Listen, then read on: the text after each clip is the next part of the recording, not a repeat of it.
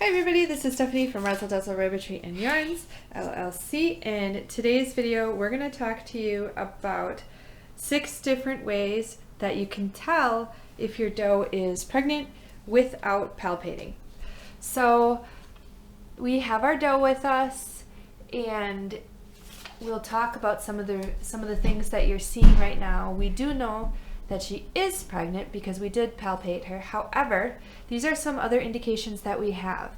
So if you take a look at this doe, you can right away see she has quite a tummy on her, and that's one of the first ways. So if you notice that your rabbit is gaining weight and you haven't changed the feed or anything like that, then if you've mated your rabbit, then there's a good chance that they're pregnant. The other is laying around more, especially later on in the pregnancy. For example, she's normally more of a feisty doe and she's just laying around a lot more.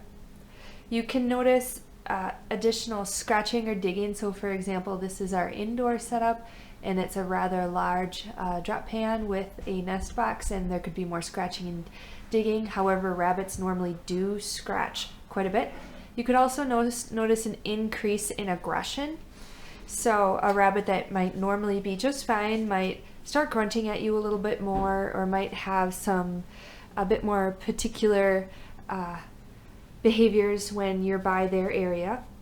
Then there's also number 5, a faster rate of breathing. And so right now, if you look at how she's breathing, she's not breathing that fast. But then again, I do have a camera in front of her face and I'm talking, so she's really listening and watching me.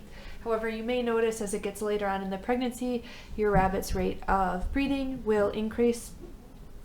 And then the 6th, the final, is a day or so before kindling, right here. So you notice she still has quite a bit of food in her food dish, because some does will go off their food, and they will simply just not really eat too much before they have their baby bunnies.